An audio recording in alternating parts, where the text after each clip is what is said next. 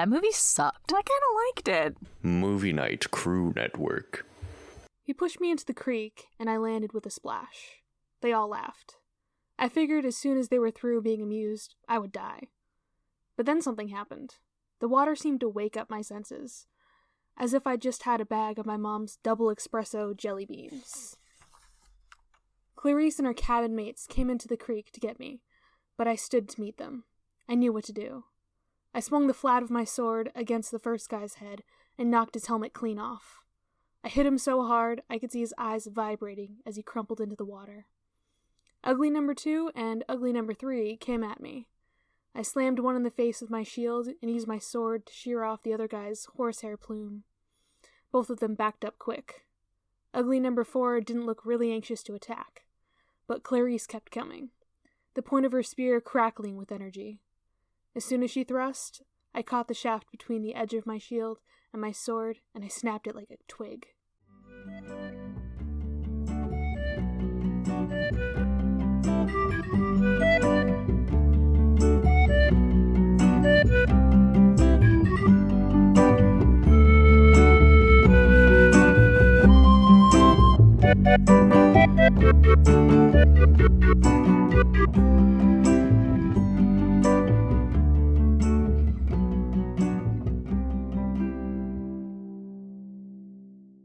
Magic and gods is a lot, and you may be wondering how mortals don't see monsters and gods everywhere.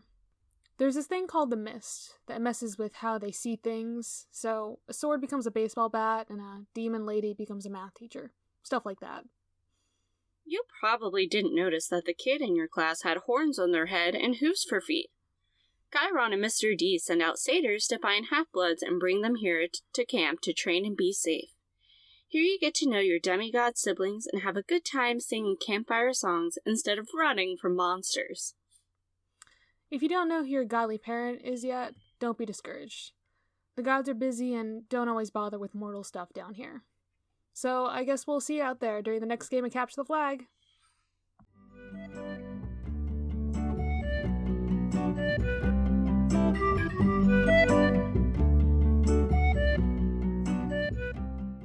Welcome to Of the Eldest Gods, where we discuss Rick Riordan's role as our godly parent. I'm Taylor from Cabin 6. And I'm Charlie from Cabin 13. So Taylor, what are you doing? What are you up to? I hate you. You warned me ahead of time it was a bad pun. And I only spent about 5 minutes coming up with these before the episode, so I'm like sitting here getting everything set up and whatnot, because as you know, I record in my closet, so it takes a little bit for me to get ready. And Charlie's like, I'm looking for a quip. I'm trying to think of a quip. That's what you came up with? Yes, because water is important in this chapter, so... I thought of another one that I could have done. Should I say it now? Yeah. Okay. I mean, we find out that Percy's the son of Poseidon. I know you don't like Poseidon, but you don't need to call him a hoe. He is, though. That's hoe shaming. I think I follow someone on Tumblr with, like, that name. Poseidon or hoe shaming? I think I... Poseidon. I think I follow someone. I guess shout out to that Instagram. I said Tumblr. Oh, Tumblr? I don't know. Ears. Oh Kill me. No! Fine. Why would I want to do that? Because I'm the worst. But you edit these episodes. That's why you keep me around. Not even to do it with me, just to edit the episodes. Just to edit the episodes. Fantastic. Y'all are getting the tea here. What did we read this week, Taylor? I don't know. I didn't read anything. You didn't? Actually, if you didn't read the chapter, here it is. Percy is really shitty at everything with the exception of canoeing. You know how that's useful in battle. Percy manages to do semi-well in sword fighting by taking out Luke, before then getting his butt kicked right back. We then find out that World War II was caused by the children of Poseidon and Zeus against those of Hades. So Hitler is a Hades kid? No more kids for them, except Zeus has a brave-ass girl named Callia who gets turned into a tree. Capture the flag time, y'all. Percy feels put out to be on boarder duty when he is accosted by half the Ares cabin and whoops their asses. Then, surprise, a Hellhound! Percy gets torn up. The water is here to the rescue. We got Poseidon's boy, spelled with an I. The way you write those out, it's so funny. Why is my writing funny? It's just funny to me. Fuck you too, then. No thanks, I'm good right now. Maybe later. So, why the fuck are we this week? Is that what we're doing? Yeah, because we're still in Camp Half-Blood. We're still in the vague place that is Camp Half-Blood. The place on Long Island, somewhere. So I have two very broad things to bring up today. No, I am not going into the entire history of World War II. We will be here for years. So instead, I'll just give like a brief mention of that, and then also I'm going to start here with just talking about the Greek language, because this is the first time, we've had Greek be thrown around, where we find out that Percy can understand it. This is the first time we really see him reading it. It has the longest documented history of any Indo-European language, about 3,400 years of consistent use, I should say. Currently, you can find it in Greece, Cyprus, Anatolia, anywhere in the Balkans, really. Southern Italy, even. So, it's pretty widespread throughout the Mediterranean area. The Greek alphabet's over 2,000 years old, is based on the Phoenician script that a lot of modern alphabets are actually based off of. Anything with Latin, Cyrillic, Armenian, yeah. See, that just always reminds me of Disney. Whenever somebody brings up the Phoenicians, I think of Epcot. No, I've never been to Epcot. There's a ride in like the big ball at Epcot where it teaches like the history of the worlds, and one of the lines in it is like, if you remember how like easy it is to learn your ABCs, thank the Phoenicians, they made them up. Yeah. Yeah. God bless the Phoenicians. The purple people. That's what their name means. That is purple people. Beautiful. Purple people eaters? Yeah. So, obviously, most people are going to associate the language with ancient Greece, even though, like, there are people who speak Greek today, like, Greece is a place. But ancient Greek. Like, 'cause, surprisingly, the language hasn't changed a whole lot.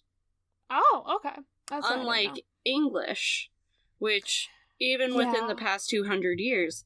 So that's why people who English are scholars of things like the Bible or Homer, if they know Greek, they can pretty easily read the original stuff. Yeah, English is weird. I did take both Anglo-Saxon and Chaucer, so I know both a bit of Old English and Middle English. Yeah, so I remember when we read the Canterbury Tales in 9th grade, and like, those were words. I didn't read them in 9th grade. I read it in college, and that was like a whole class. Yeah, I had to read it in 9th grade. Well, was your teacher a scholar on the English language? No, she just wanted to. Well, my professor was a scholar of the English language and Tolkien, so... That's Tolkien to you? Nah, it's what I'm talking about, so... What's the history thing, Taylor? I'm going back. You don't even have to go into it that much. Just be like, it's World War II. Well, hold on. I'm still talking about Greek. Oh, there was more? I'm sorry. Rude. Yeah, so most people are just like, oh yeah, Homer and, the Greek playwrights like Sophocles, or we think of most of the New Testament of the Christian Bible was written in Greek. And so we associate all of these texts with what is now basically called the classics. Mm-hmm. But once again, It's old. people forget that it's still a thing. It's still a thing. Yeah. It's It a is very old language. It is the official language of both Greece and Cyprus, and is one of the 24 official languages of the European Union. About 13.5 million speak it.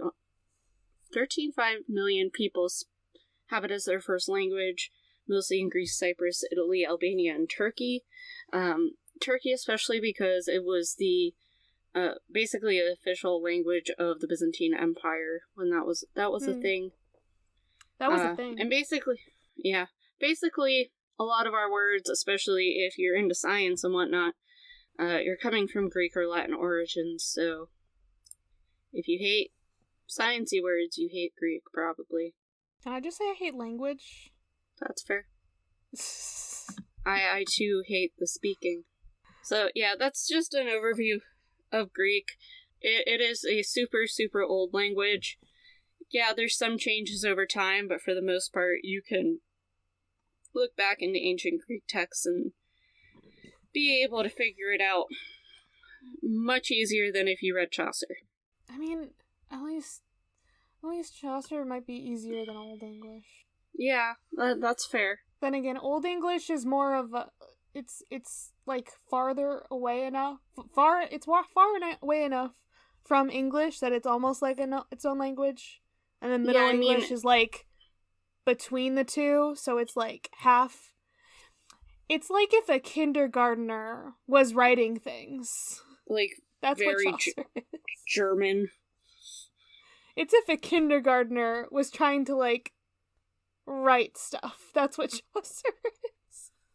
Let's get my baby sister to just type on my computer and compare it to Chaucer's work. I'm sure it'll be really similar. That's how my professor was explaining it. It's just like, things are spelled, like, way differently than you think, and they're pronounced way differently than you think, so it's like English, but it's not at the same time. Bonus Anyway. episode where we have my little sister write a novel. Oh, She's goodness. 2. It's fine. I'm not going super into World War II. At this point, if you're an adult, you know what World War II is. I do? I hope to God that you had some sort of history teacher that taught you anything about World War II. Just a little bit. It's officially from 1939 to 1945. It begins with the invasion of Poland by Germany on September 1st, 1939, and then ends with, it's like the official word when you surrender. Wow, that word did not want to come out of my head. I was thinking retreat. I don't know. Oh, God. That was close. It ends officially on September 2nd, 1945. It's announced August 15th, 1945, but the surrender is officially signed on September 2nd by Japan, who was the last country really still standing on the Axis side of things. So mostly we associate it with Hitler specifically, and combining it with the Holocaust.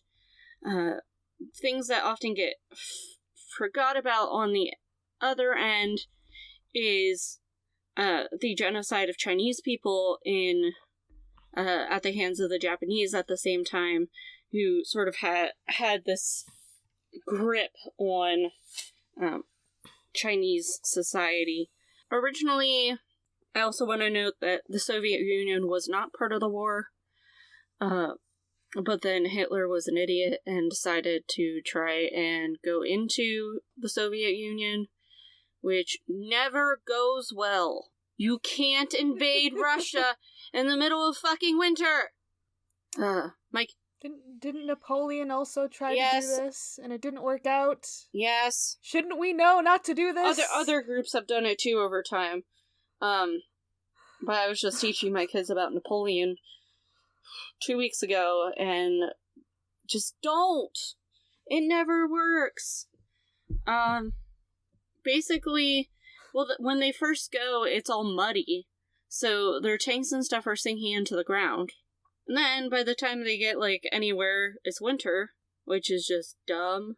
So what you should do is you should start, like, near, like, the end of winter. Yeah, like March. And then by the time you get anywhere, it'll be summer. March, April, yeah. Well, the other thing is, Russia is very large.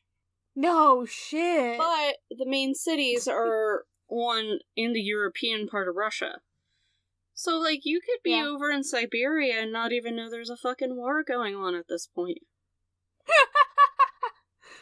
And that's all I can think about every time I think about the Russian front. How, like, you'd be off in the middle of fucking nowhere and you're like, oh, you find out 5 years later there was a war. The whole world is at war, but you're just in an igloo. Just here. With my mule. With your ass? Yes. Yeah, so that's, the U.S. comes into the war pretty late, late in comparison to everybody else, in December 1941, after Pearl Harbor is bombed. So it originally is very focused on the European powers with this side character, Japan, but it quickly grows. Basically everywhere there is fighting, except for, like, South America and North America. Like, we have Pearl Harbor, but the Americas are largely untouched. It's just everywhere else.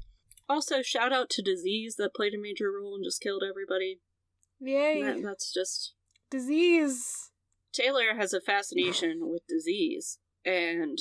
Well, then this year must be great for you. You don't understand how many looks I get when I get a book about disease at the library, and they just stare at you. I'm reading a book about human experimentation. People look at you weird when you get books like that. It's very rude. Then why do books like that exist?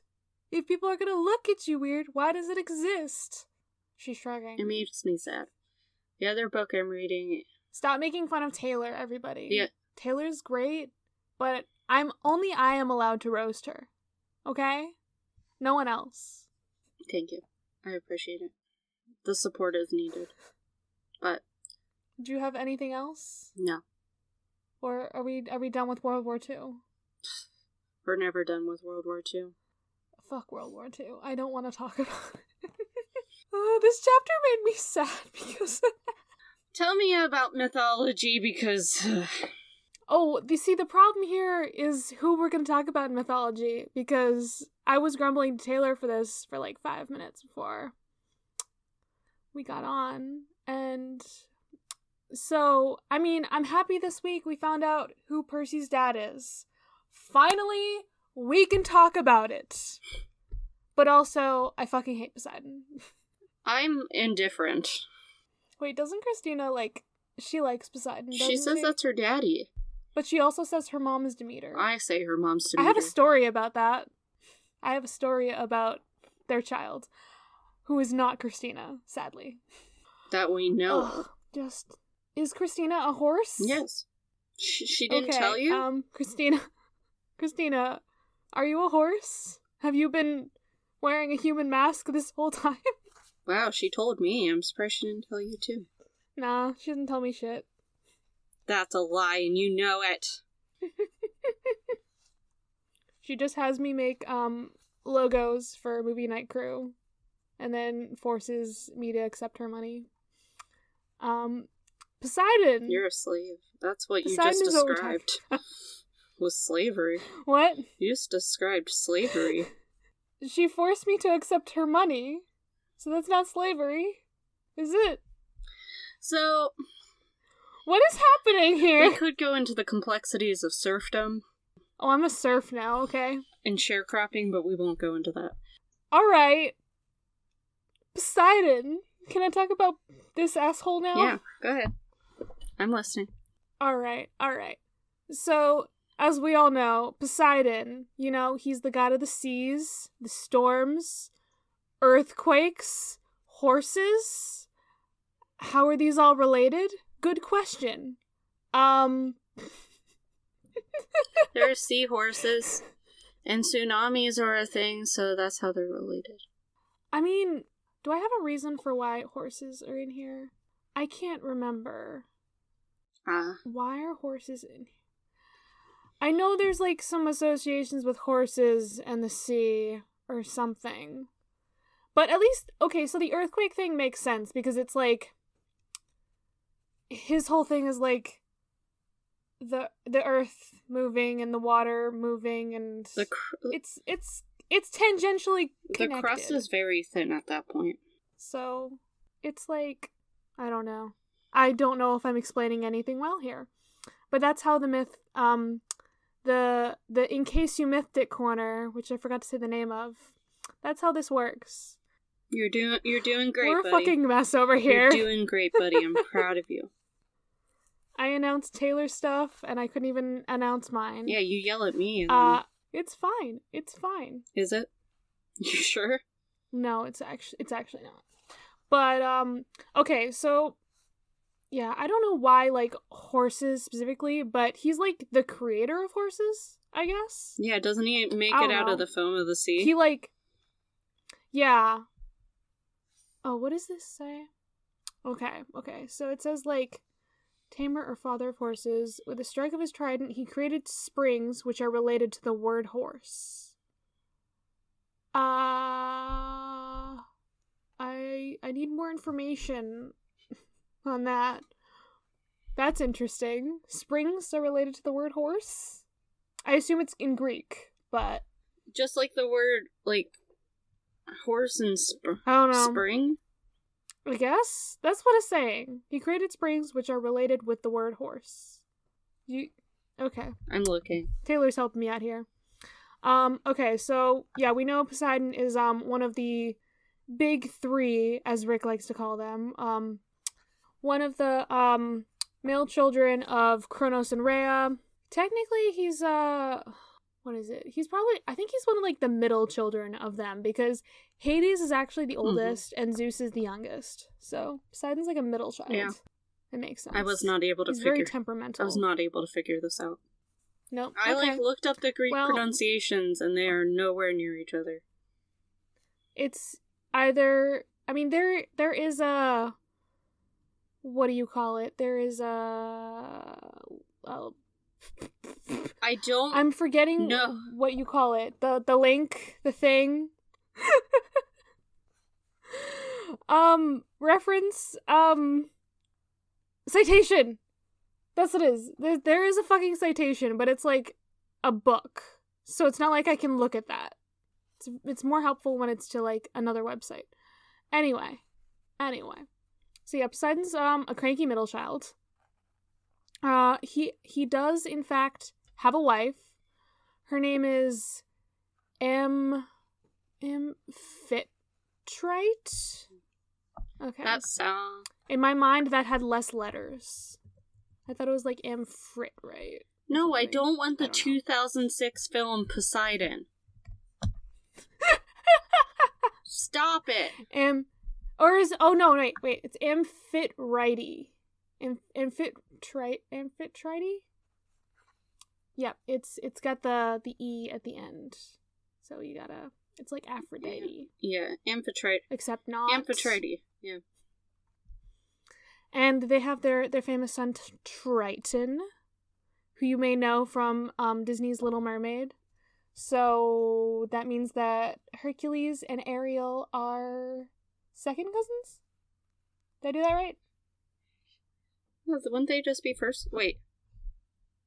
Yeah. Oh, no, wait. because... No, they would be first cousins because... No. Hercules is the direct child of Zeus. No. Wait. No, Triton and Hercules would be first cousins. Ariel and him would be... Is that second cousins, or is that, like, first cousins once removed? I will figure this out. I don't know how cousins work. I'm looking. How so the fuck I do am cousins me. work? So I pretend I'm Ariel. So grandfather. Oh, goodness. Yeah. So I'm looking at my father's. Do I need to look at this too? Okay. I think it's first cousin once removed. Okay. I was like, it's either first cousin once removed or it's second cousin. So it's something like that. Because removed is like, that's the which generation you're in, right? Mm-hmm. Is that what removed is? Sort of, Okay. yes. Let's see. Other important stuff about Poseidon. I mean, I could talk about... Oh, is that even on here? I need to know what is, like, on here and what actually has, like, sources or what I've just learned from OSP. Because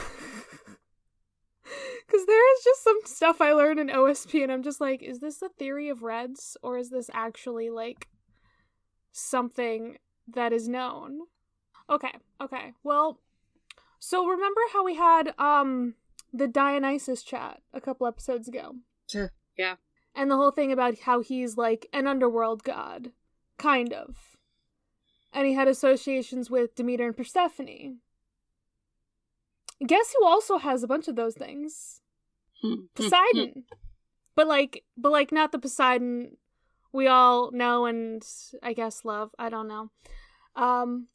Older, like, earlier version of Poseidon had weird associations with Demeter and Persephone.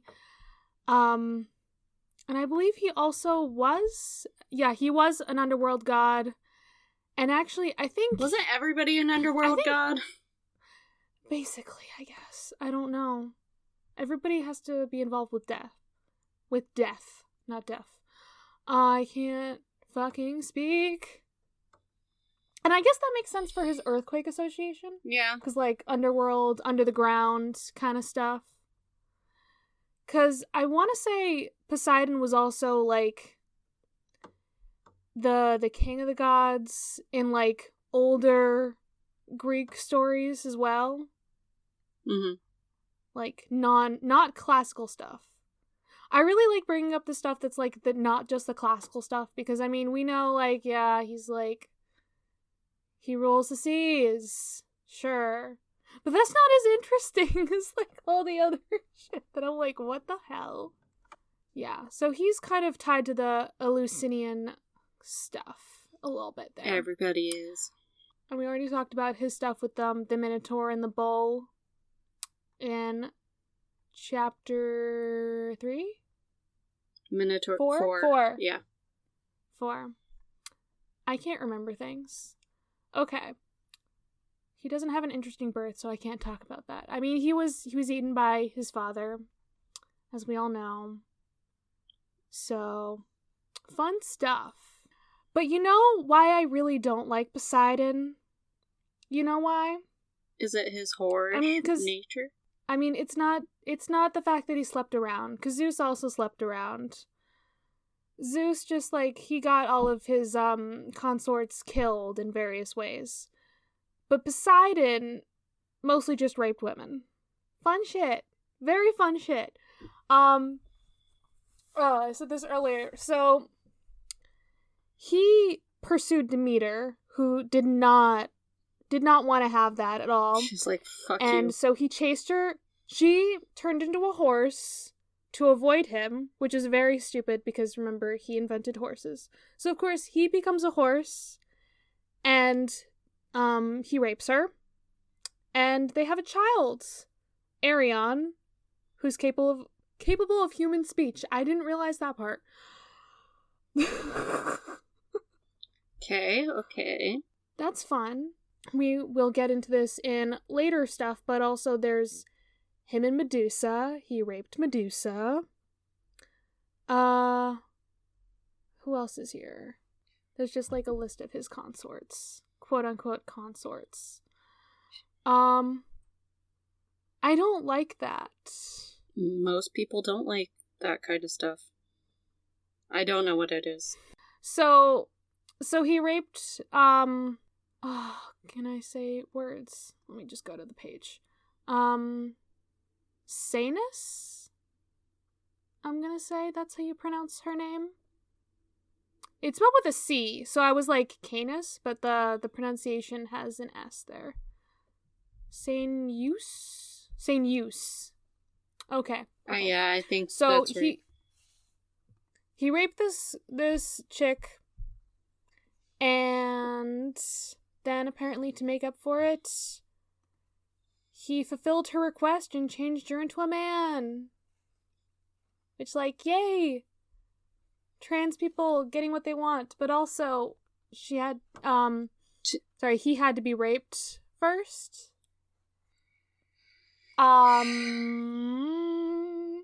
I'm just gonna be cringing this whole episode. Yeah. And Taylor is also cringing with me. I'm just like... I don't like Poseidon. Are you looking this up, too? I'm just like looking at his female lovers and offspring chart that they have here.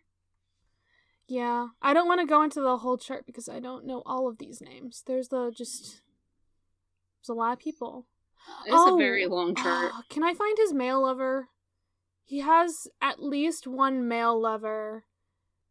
Fuck. I don't know. I'm like looking.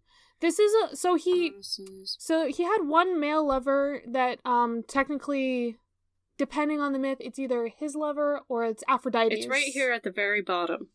There's 3. Nereides, 3. Okay.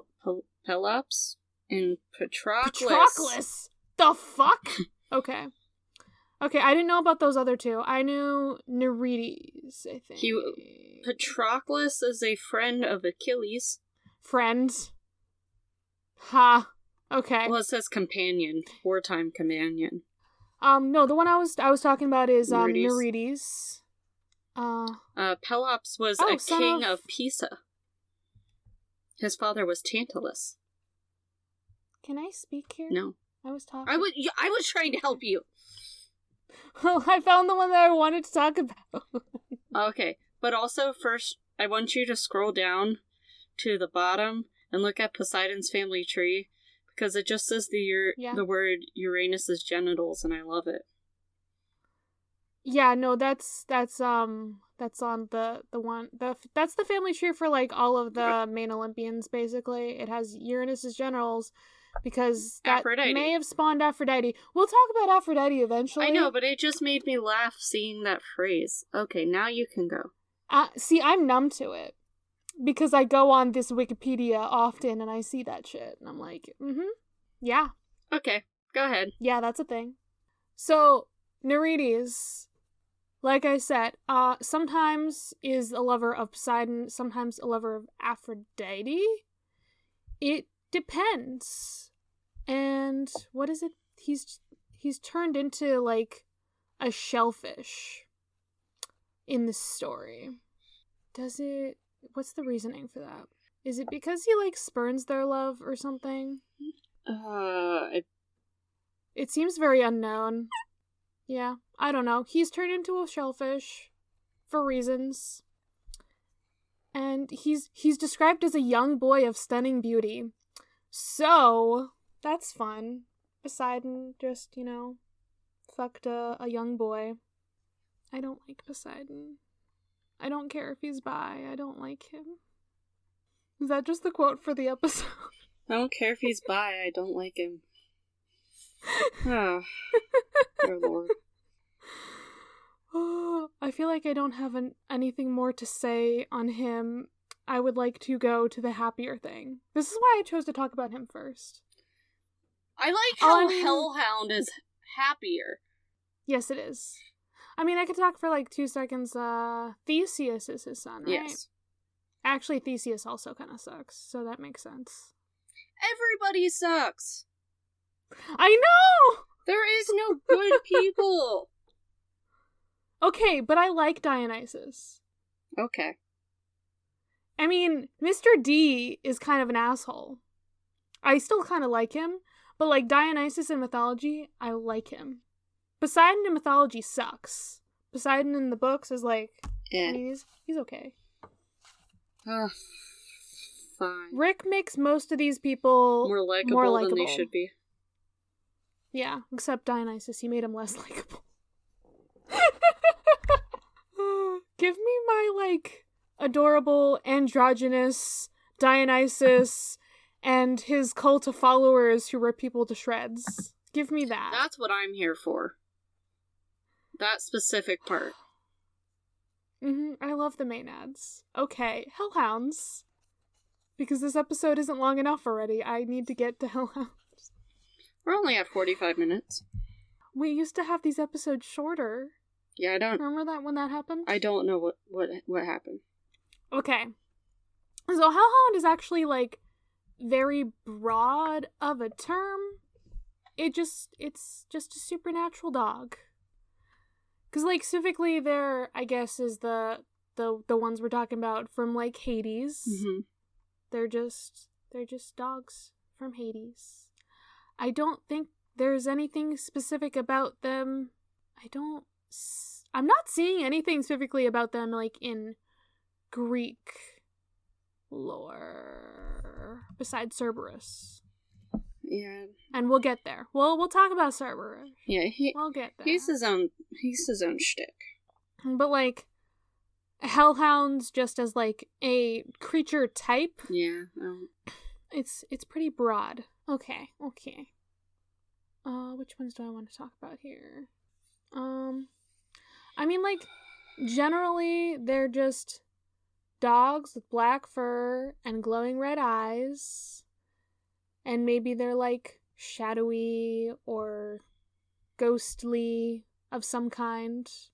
That's the general gist. They're ghost dogs. You know? Oh god, I'm gonna have to pronounce Welsh words. That is an area I cannot help you with.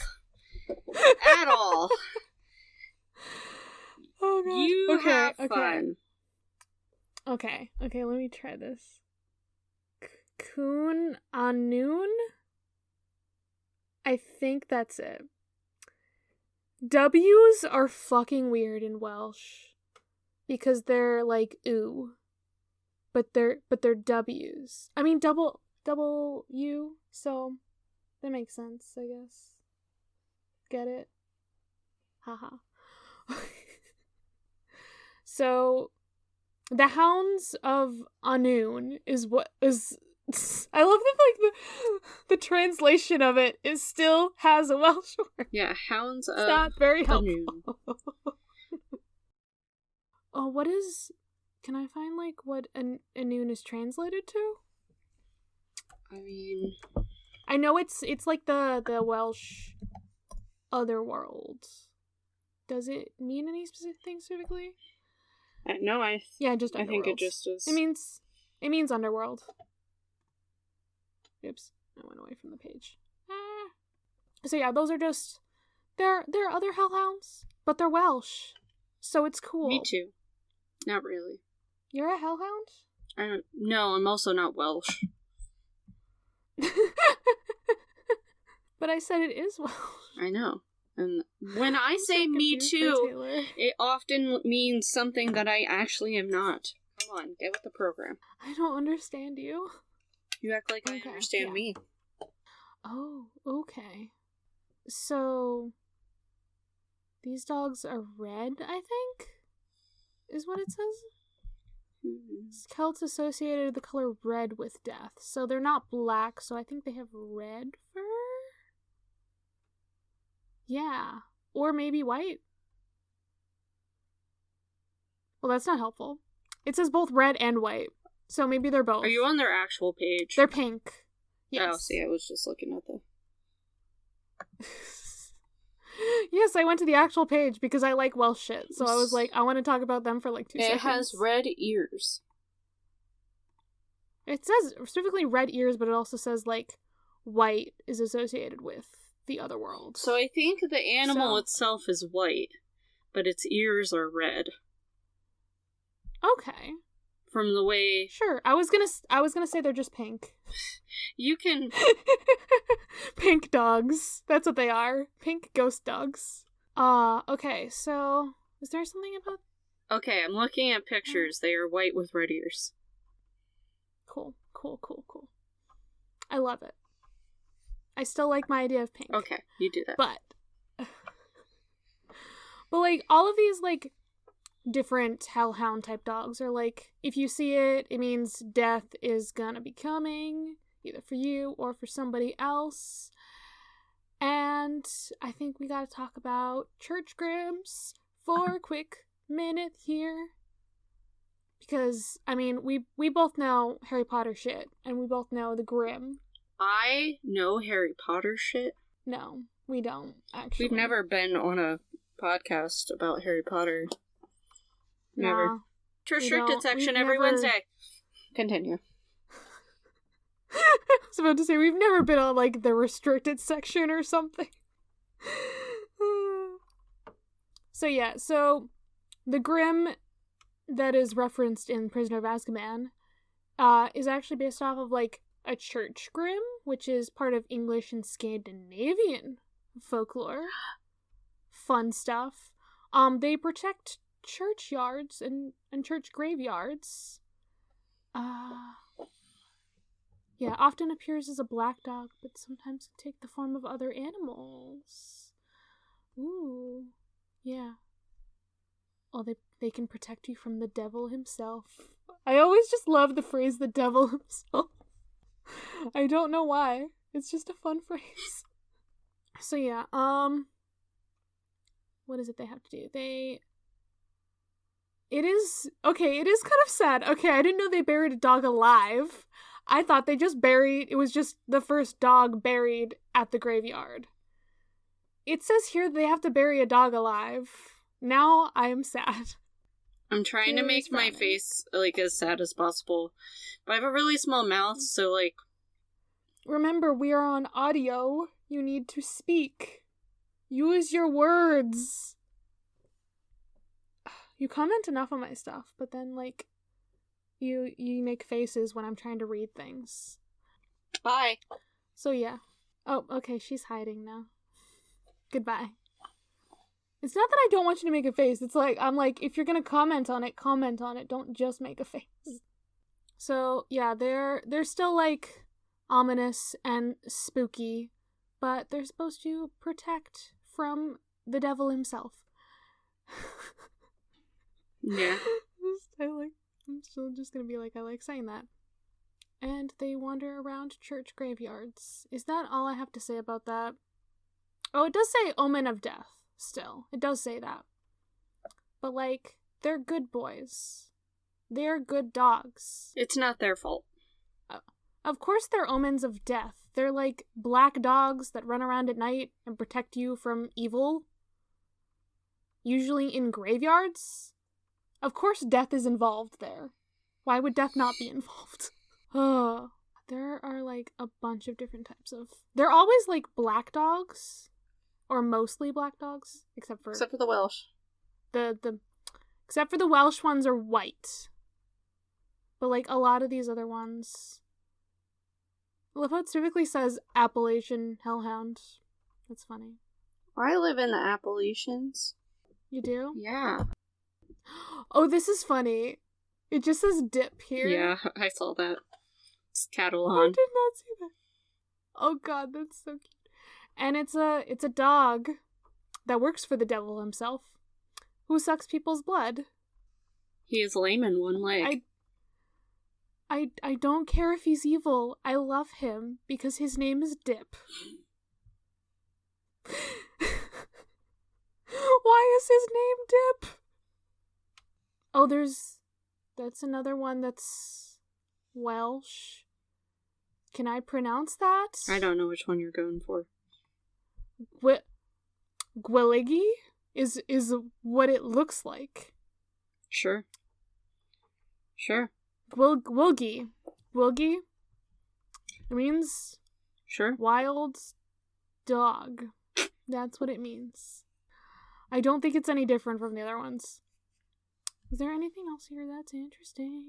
I'm looking at. I don't want to keep us, but I'm just like. I'm looking at the bar. Oh, I know the bar guest right now. The bar guest. Where is? It's the second one.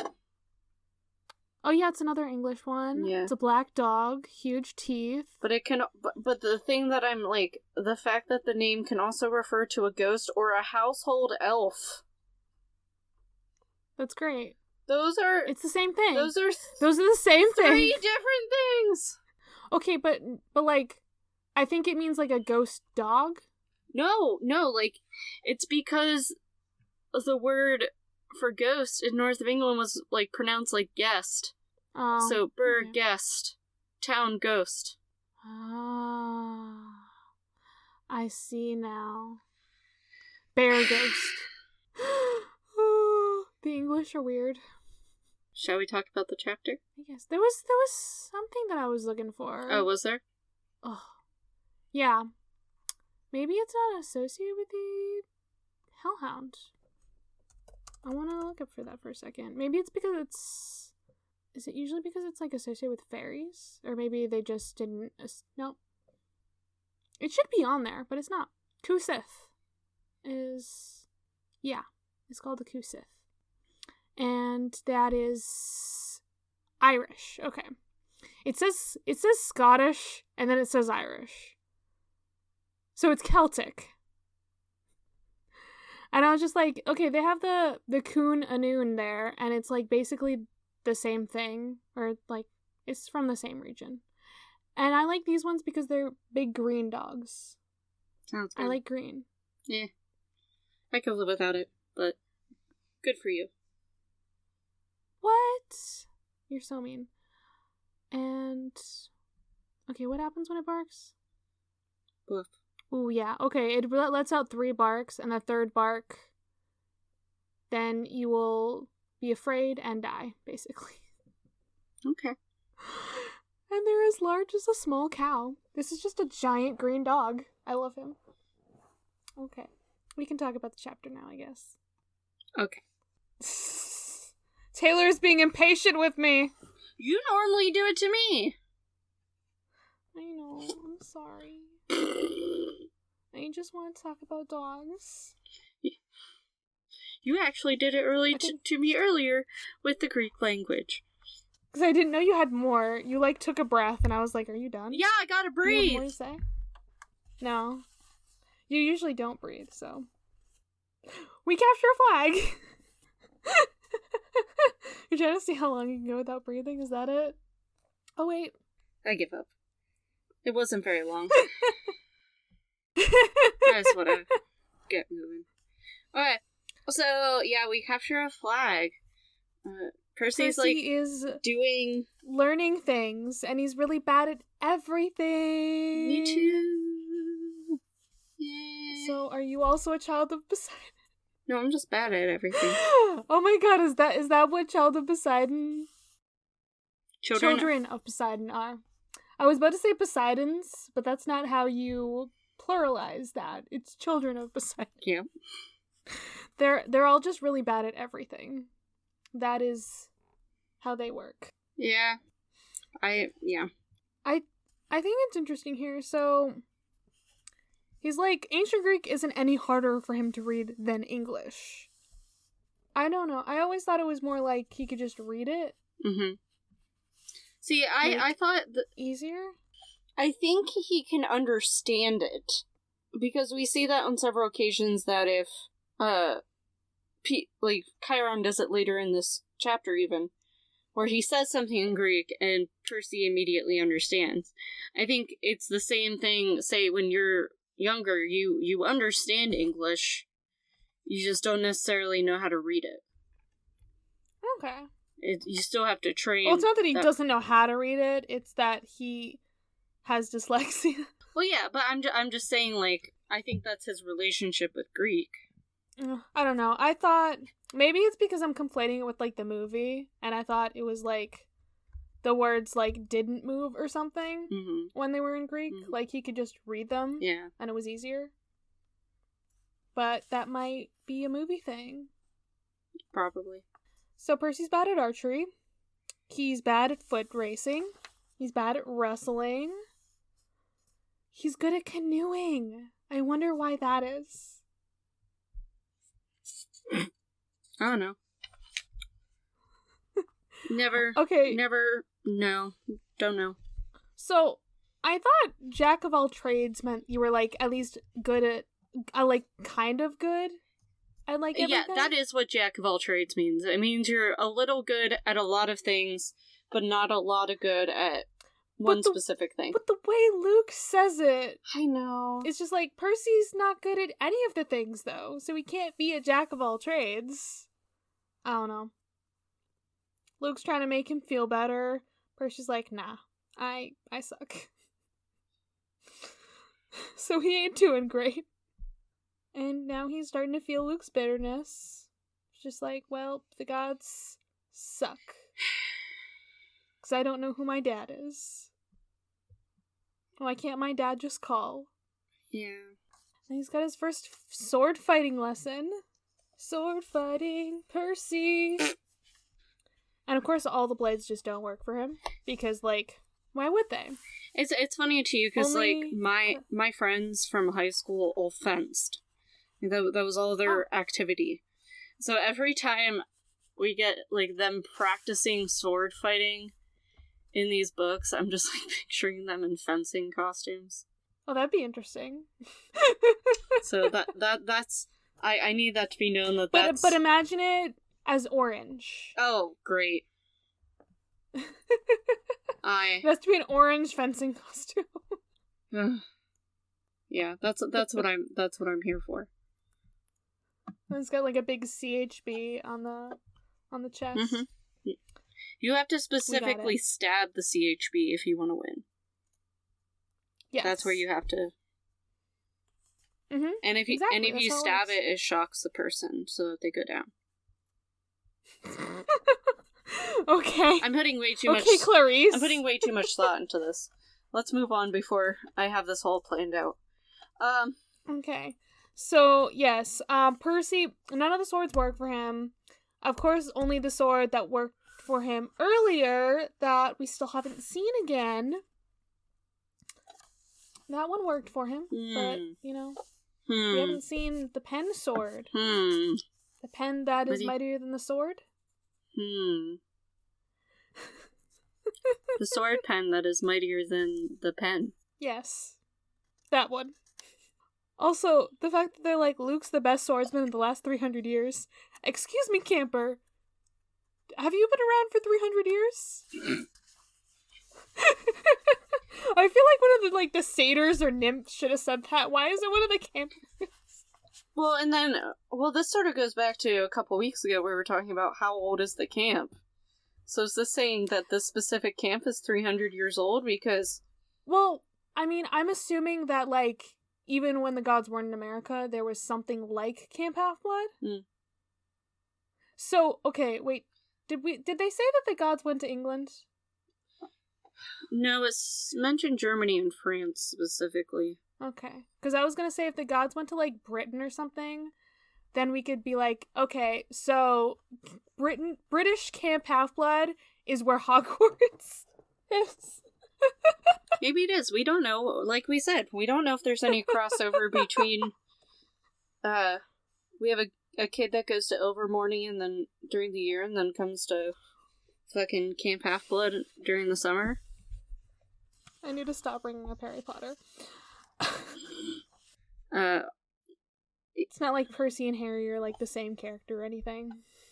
Nope. Totally not. So, he gets to... The first person he gets to fight is Luke. How is that fair? Well, I mean, I understand he does it so, like... Nobody else will beat him up completely. Yeah. Because, like, Luke is a nice guy. He's a nice older brother. He's trying to, like, look out for Percy. So... We also see him dump water on his head, because, I mean, he's really sweaty. You know what boys do. They have to dump water on their head. Well, like, Luke does it first, and then Percy's like, well, you know what? I should do that. I'm all sweaty, too. And then Percy gets an energy boost.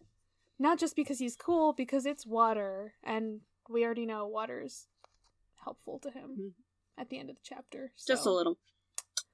That's why he's good even with the shitty sword for like 2 seconds, and then he just can't do the thing again. He cannot beat Luke a second time. Yeah, but, like, the fact that it worked long enough that he was able to do it. And, like, good on Luke for how he reacted. Like, he was, like, taken aback for a second because, like, it's a new kid, like, you don't expect it. And then he's just all there for it. He's very excited for Percy. Yeah. He's excited that Percy could be good at things because Percy hasn't been doing well. Yeah. He's like, here's a win! Here you get a win. You did it, buddy. New kid. I'm proud of you. As your camp dad, I am proud of you. And then we get Sad Grover. A lot of Sad Grover. Well, first, before we get to Sad Grover, can we respect the fact that Percy's arms are singed from the rock wall? Did it specifically say that? The hairs had been singed off my forearms. Yeah. I just need to... His shirt had smoking holes in it. I just need to respect that for a second, that he survived the rock wall. Yay! Percy did it! But... The fact that we didn't talk about, like, the other thing he's good at, apparently, is surviving a lava wall. Barely. It's just kind of thrown to the side. Barely, but he did it. He still did it, so. Then Sad Grover. And we hear a reference to a searcher's license. What are we searching for? I wonder what that is. Who are you searching for, Grover? What's that? He didn't say who. It could be a thing. What are you searching for? His lost hopes and dreams. I mean, yes. That's true. He's literally searching for those right now. He's actually searching for his soulmate. That's what he's searching for. It's funny, like, in his relationship with Percy. Because they literally say right there that their fates are tied together. Okay, so, I mean, I like to use soulmates as not just, like, romantic partners. Soulmate can just be, like, someone that you are tied to. I know, that's why I was form. saying, like, their fates are tied together. Yeah. They don't necessarily say it right here. So, Percy and Grover are soulmates. That's all I'm saying. I love their friendship. And, like, Percy is doing his best to, like... He's doing his best. Motto of the pod. Percy is just, like, trying to make him feel better. Saying, like, well, if I go on a quest, of course I'll take you with. Like, you'll get a quest. Yeah. And then he talks about basket weaving, which I think is funny. Basket weaving must be nice to have a useful skill. And then we get into... Percy finally gets to ask a fucking question that somebody's gonna answer. Well, he asked about the 4 extra cabins that don't have anybody in them. Yeah. So, like, the Artemis cabin, which we've technically already talked about, I think. We have, yeah. And cabins 1, 2, and 3, which... he assumes are going to be the big 3. Which, like, I don't blame him. So one of them is Hera's. And I want to say here. So, I get she's the goddess of marriage. So, Grover's like, of course she wouldn't go having affairs with mortals. That's her husband's job. I love the fact that that's literally Zeus's job. But also, Hera's the goddess of marriage. If she wanted to, I feel like she could make the rule, like, I can get married to multiple people. I'm the goddess of fucking marriage. She could marry a mortal, and then have sex with them, and have another child. But see... who is stopping her? She is the goddess of marriage. She makes the rules. But because of what society was like at the time... Yeah, I know. Polygamy... But this is society now? I don't know. I mean, polygamy is not necessarily practiced. I know. I know these things aren't, like... you know... I'm just saying she could have multiple lovers. Are you saying she's Mormon? She could be. Oh, she might be. I don't know. I'm just saying that, like, society changes. Hera could have decided, hey, I'm gonna have, like, multiple husbands, maybe a wife or 2, and I'm gonna fuck them. I think she's too... because Zeus is just boring. No, she's probably just too busy doing all of Zeus's jobs because he's too busy fucking everything. She can't have multiple lovers because she's busy. She's busy. I don't know. I feel like maybe Zeus is just boring her. Maybe she wants to do other stuff. I'm just saying, she makes the damn rules. She could marry other people. She could divorce him. Why didn't she think of that? I mean, she probably has. But, like... She probably has. She probably has thought about it. I'm just saying, she's supposed to represent this ideal of marriage, and yeah, it's not quite the same ideal as what we have now, where, like, divorce is okay, but it would be out of character from her story. Yeah. That's a problem with, like... So, I mean, I like how Rick has the gods be like, yeah, we're immortal, we don't really change. We're just kind of like... That's how it is when you're immortal, you're just kind of here. Mm-hmm. But, like, just thinking about how they could change based on, like, what their things are, I don't know. I want to be optimistic about Hera. We haven't met her yet, and I do actually hate her. But here, just from the abstract idea of Hera, I feel like she could be more interesting and do more shit. Anyway, big three. So the other two cabins are Zeus's and Poseidon's. And here's my other rant. We don't have a Hades cabin. I'm just gonna let you have this rant, because this is all yours, bud. Because he doesn't have a throne on Olympus, so of course he doesn't get a throne, or a cabin in Camp Half-Blood. And Grover says, if he did have a cabin here, well, it wouldn't be pleasant, let's leave it at that. Okay, Grover, I love you. You're great. But fuck you. Why? Why do you think a Hades cabin wouldn't be pleasant? I guess Grover doesn't like Halloween. He's one of those people who hates on Halloween. I mean, I'm sure he's had some sort of interaction with death? With Hades at some point. I don't think he has. I mean, I'm sure he probably was with them when they went to the... Oh, wait, no, he wouldn't have, because... Yeah, he might have been up there for the winter festival thing. If they go up on... Or, for the winter meeting, if they go up... The winter solstice? Yeah, if they go up every... Yeah. Every year, because that's the only one Hades can goes to, correct? I hate all the Hades hate. I really do. I know. I will eventually talk about him in a in case you missed it little segment. But like, he's not the villain. He should not be the villain.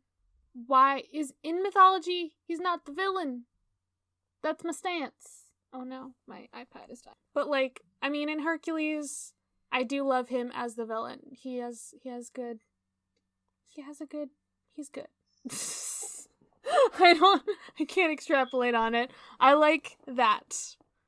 He's a good Disney villain. But there is no evidence in mythology that Hades is bad. And if you want to just be like, oh my god, his cabin would be like all death and shit. I'm sorry, is the Ares cabin pleasant? It's got barbed wire, it's got a boar on top of it. I don't think the Ares cabin is particularly pleasant. At least not in my opinion. I mean, I personally wouldn't enjoy it. Hades cabin would be like, it'd be very, I think it would be aesthetically pleasing. Like, it'd be black. There would be, like, skeletons and bones. Me and my Halloween aesthetic here. I was like, are you just describing Halloween? Yes. It would be Halloween all the time in that cabin, which is why I love it. Cabin 13 forever. But seriously, fuck Grover. Why does he not like Hades? I totally started almost humming, like, my school's alma mater. Okay. I think I'm okay here. Are you? I mean, I might get to it. We're gonna talk about World War II in just another rant. This is my rant episode. I'm pretty sure the one for chapter 6 was also your rant episode. I don't even remember what we talked about, and I think that came out today. It did. Charlie doesn't associate with the episodes once they have been recorded. The only thing I associated was the Dionysus one, because that was very much in my brain. I had many. We also had to record it twice, so I don't know how much of editing Taylor's gonna keep this in, but we're gone for like 10 minutes. And I was crying. I was like screaming Taylor. And I was talking to editing Taylor. Yeah. That too. We'll pretend like our previous conversation was over, and World War II. Yeah, Zeus and Poseidon, why are their cabins empty? World War II, yada yada yada. It was Poseidon and Zeus on one side and Hades on the other. Well, children of them anyway. So this means that Hitler was a child of Hades. And also Mussolini and fuck that. I don't like it. I mean, I do not like that. I can't. Because once again, that means that Hades is the bad guy. Hirohito, that's the one I forgot. On the Japanese side. I mean, and technically it only means that the children of Hades are the bad guy, but like the association with Hades being like the father of Hitler means that, you know, that's not a good look. And I am mad. I mean, they lost. Rick, I understand why you did it, but also why? They lost a lot less people than the Allies did. Yeah. Why is Hades always the bad guy? That's all I have to say about it. I don't wanna take up the time. Yeah. I'm just crying about it. So they all swore on the river Styx, so they can't have any more kids. Except 17 years ago, Zeus fell off the wagon. You know, his dick just kind of like fell into this lady. He tripped and just there was a vagina. Okay, so how do you say her name? Talia? Okay. How do you? Because I think that I've heard Rick himself say Thalia. And so I always say Thalia. I don't like that. Well, that's how I say it. So we're gonna pronounce it our ways. I pronounce it like I know how most people pronounce it, like in real life. I just thought that she was different. Oh, see, now I'm finding out that there's a Mexican singer with that name and it's pronounced Talia. Yeah, see, no, I knew somebody in school whose name was Talia. I don't think I ever remember seeing how it was spelled. I just remember hearing her name a lot. Okay, I just listened to like 5 people say it. Is there a way we could find Rick saying her name? I don't know. Where can I? I've only ever heard people say it Talia, because I pronounce it like the River Thames with the THA. Okay, Rick Riordan saying Thalia. I literally just searched that on YouTube. No, it doesn't bring up anything, Suvik. Oh. No, I don't want to play a YouTube video. I'm recording. I just wanted to see if it existed. Okay. I don't want to spend any more time on that. You sure? So, Thalia. So, she existed 17 years ago. Mm-hmm. So, she was a child of Zeus. Hades was very, very mad at this, sent all of the monsters, including our favorite trio of punishment ladies. The Furies. Yeah. And, so she was taken by a satyr to get to Camp Half-Blood. Mm-hmm. They took a couple other half-bloods with them, and Thalia sacrificed herself to let everybody else get into camp. Because she was tired, and she wanted to save her friends. She was done. And Zeus turned her into a tree, because that is pretty, you know, that's pretty mythological. I was gonna say, that's not the only... We always get people turning into trees or flowers, sometimes animals, but, you know, plants is often a thing. Yeah. Though, usually people get turned into plants because they're trying to escape somebody raping them. Yeah, I was like, Zeus, causes people to be... So, it's a little bit different. Yeah. Usually, it's not that somebody gets turned into vegetation because they were dying, and Zeus was like, oh no, I'm sorry, you're dying. Here, now you're a plant. That's not usually a thing. And so now Percy is also sad boy.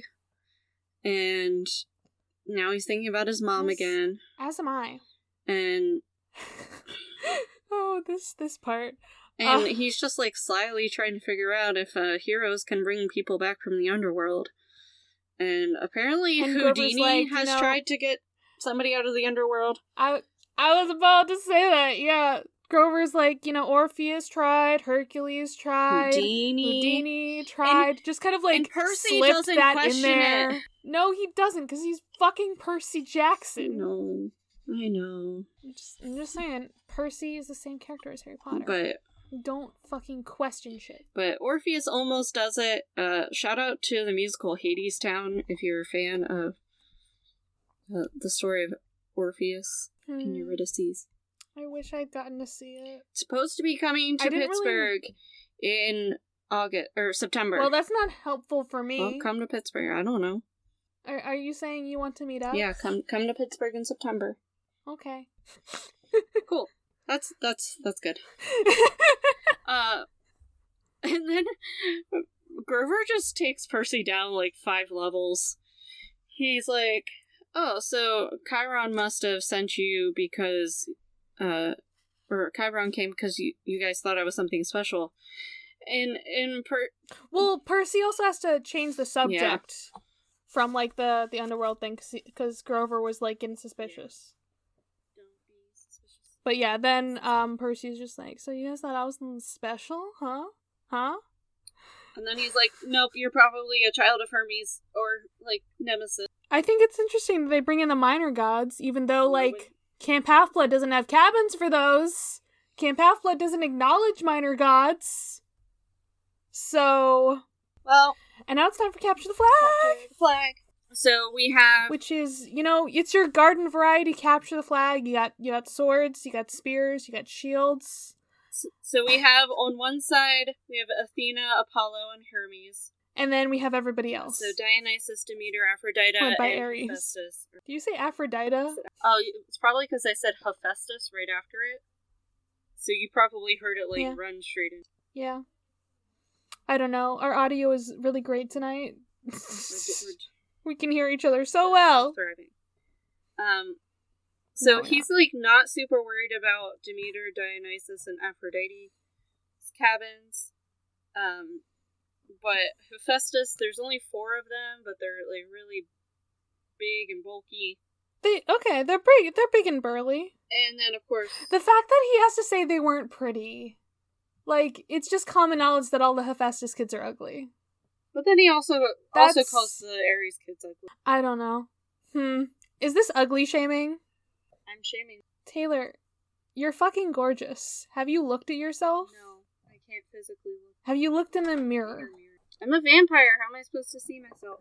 I will describe you to you. Okay. After the chapter. You're okay. Well, I've already done it. I said you're fucking gorgeous. That's it. I like how some of my favorite part of the beginning here is prisoners may be disarmed but not be bound or gagged. No killing or maiming is allowed. Yeah. I will serve as referee in battlefield. The fact that Chiron has to say this? Okay, they're children. Do they not know not to do that kind of shit? Well, then we see what Clarice and her cabin almost do. I mean, Clarice is a special case. In her entire cabin. I don't know. I just want to know how many times that shit happened before Chiron had to put that in the rules. Was it only the Ares kids who would do that shit? Possibly. I don't know. I could see the Athena kids getting... As I was saying it, I thought that too, actually. But... I'm just gonna drag Taylor, be like, yeah, of course you would, You got me. tie up and gag your prisoners. Well... So... We get started. Percy's on border patrol. Annabeth just puts him at a creek. And he's just... To be like, here, just chill out here. and all the big kids are gonna come and beat you up. She doesn't say that, but That's is what happens. her plan.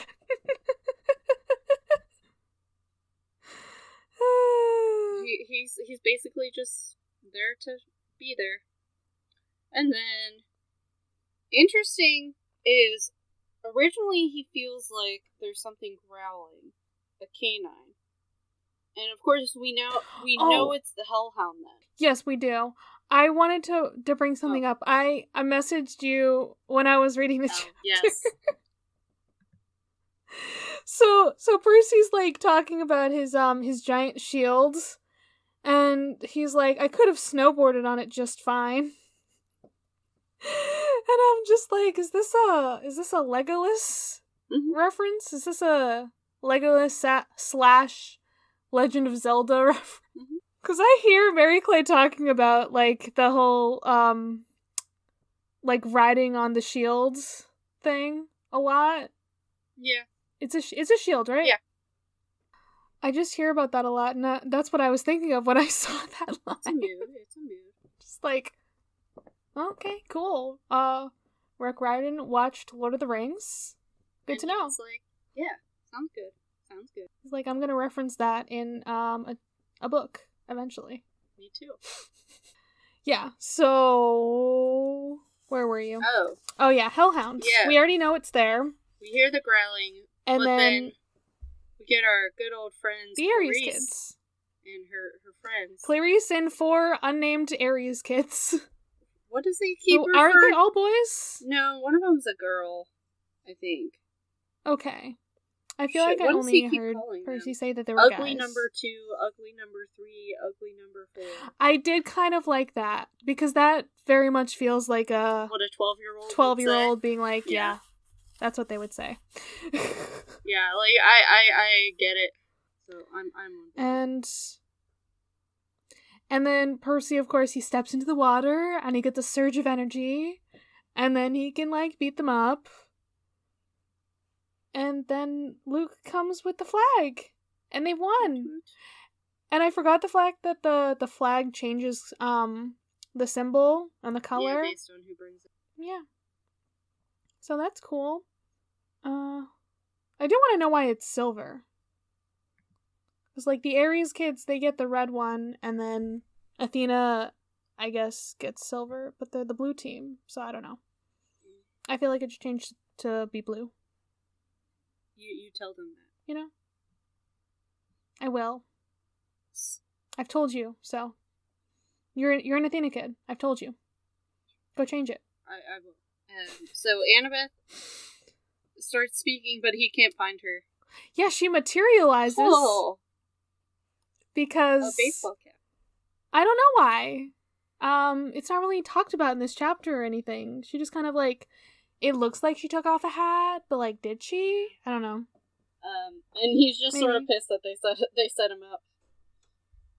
Yeah. And she said she was coming to help, but he managed to do things on his own, and we realized that Percy's wounds are healing. Oh. What? Why is that happening? And then, alas, the Hellhound comes up. Is the size of a rhino. No. With lava red eyes. Why must the doggo hurt and Percy? Fangs like daggers. So that's cool. And she just... But also, like... Was it before that? Or... Yeah, it was right before that Annabeth was figuring it out. Because she was like, the water's healing him. And then, like... she said, he gets even more step hurt. out of the water, Percy. And then he's just like, blech. And then he gets even more hurt by the doggo. The heck pupper. That's what it is. Heck pupper? That's what Spirits podcast calls it. They talk about mythology. It's funny. So he's just like really not great. Clarissa immediately blames Percy, saying that Percy summoned it in. Why the fuck would he summon it if it's gonna kill him? Why would he summon it to kill him? Yeah, like, the fuck? It would go after Clarice if he summoned it. Yeah, really. And Annabeth makes him go into the water, and He's just like... I feel like this is just a lot of, like, Percy gets out of the water, Percy goes back into the water, Percy gets out of the water, Percy goes back into the water. That's what's happening here. And he thinks that people That's why I had to make a water pun. are staring at him because his wounds are going up, but no. Apparently the way you get claimed is a hologram above your head. I feel like that's how he's describing it, but it's really just, like, a light. It's just a light above his head, but it's in the shape of a trident. No, I want it to be a full-on hologram. Okay, sure. And Annabeth is like, basically, fuck. And everybody starts bowing. Yeah, she said that. Annabeth said fuck in the book. She wanted to. Let Annabeth say fuck. And still, Percy can't figure out, it's still like, my father? And it took Chiron being like, Poseidon, Earthshaker, Stormbringer, Father of Horses. Hail Perseus Jackson. Percy doesn't know mythology. That's the problem. Percy. I mean, it makes sense. You have to have a main character who doesn't know shit. But also, Percy, you took his class. You should know some of this shit. I think he knew it. At that point, I don't think he wanted to believe it. Maybe it was like... Especially after that story It's like me earlier when I couldn't remember the word citation. He was just like, oh, it's that god. The green one. My dad. Yeah, the green one. The green one. Poseidon now canonically has green skin. Because Taylor said it. And I am always right. And Taylor is God. Yes. Big G God. Big G. Actually, Big all caps G, God. Big O, Big D God. Yes, she has a big D. Yep. Did you not know this? Correct. Okay. And that's the chapter. This is so long. It is. It doesn't help that, like, 30 minutes of it is us just not being... It was only 10 minutes. Yeah. I have water in all caps, like, multiple times in my notes. That's what I just kept being like, water! Water! Oh, I'm going first? Yeah. Unless I need to. Alright. Unless you really want me to. I can go first. So I've talked about them on here multiple times before. I'm pretty sure. Are you gonna officially Taylor plug links... them for once? Yes, I am. So Taylor, I know she links some of their videos in the show notes because I just love overly sarcastic productions on YouTube. But I especially just want to plug their trope talk videos.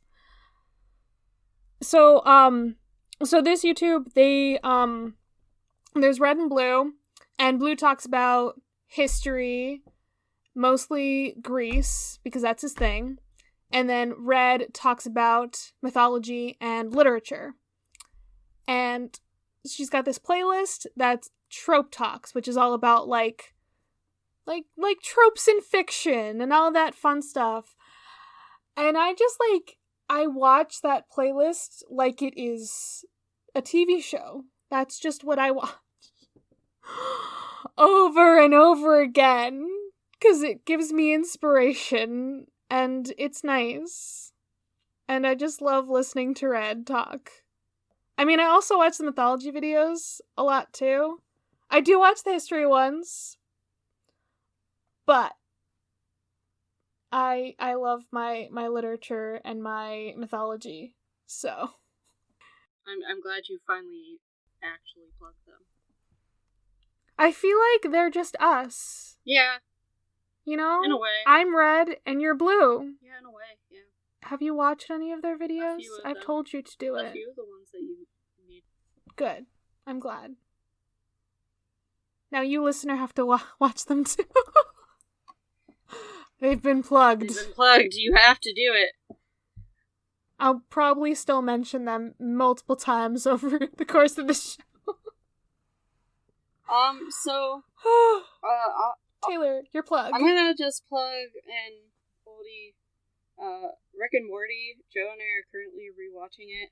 I've seen the first, second, and third seasons, and he had only seen the first season. So we are about halfway through the third season of our watch, and hopefully we'll get to the fourth season this weekend, which I have not seen because we didn't have cable. It's on HBO Max, so we're watching through it. It's good.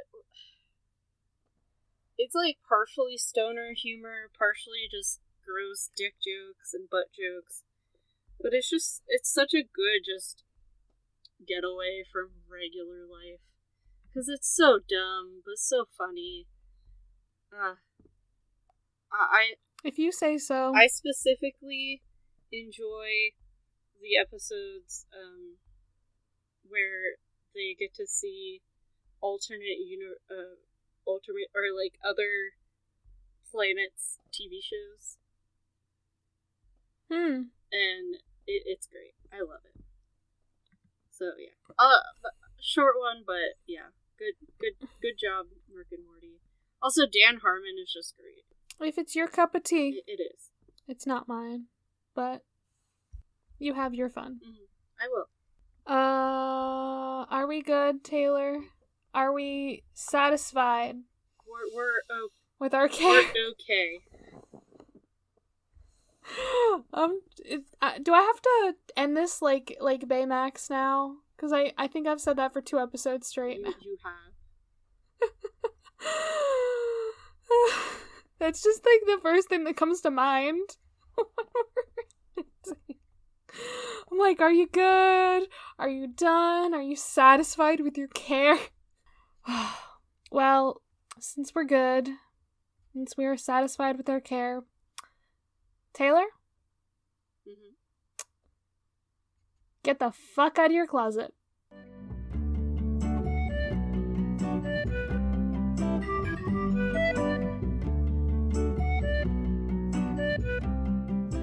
You can follow the podcast socials at Of the Eldest Gods Pod on Instagram and at Of the Eldest Gods on Twitter.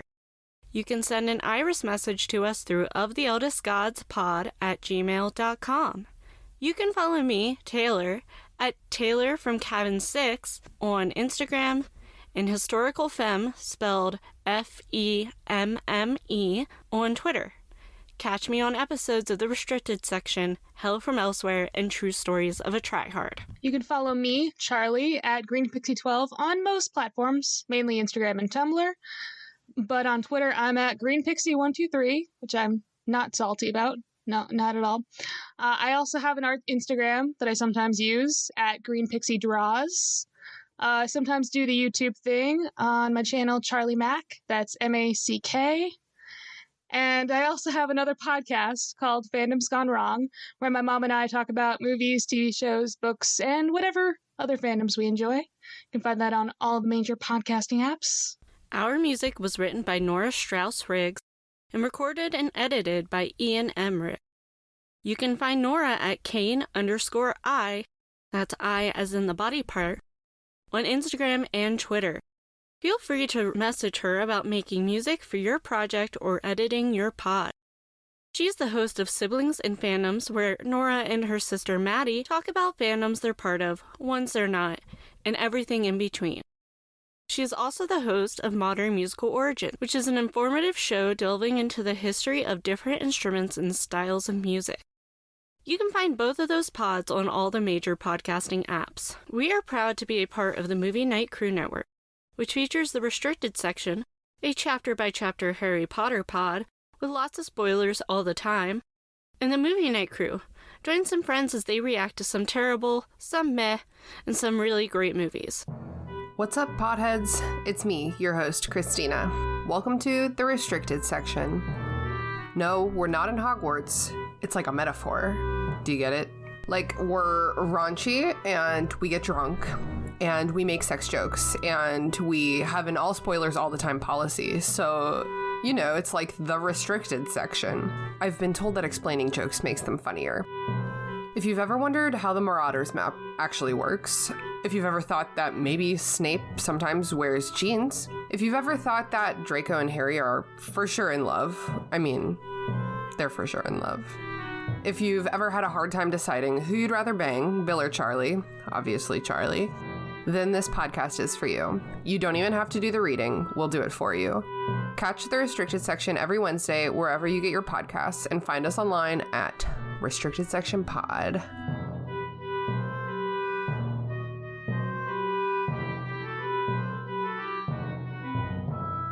Of the Eldest Gods is based on the series by Rick Riordan.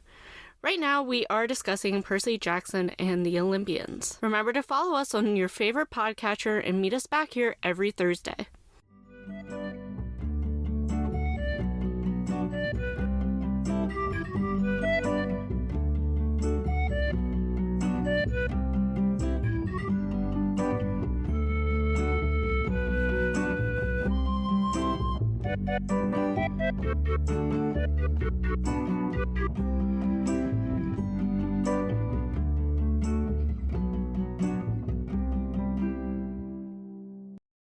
Dramatic reading. That movie sucked. I kind of liked it. Movie Night Crew Network.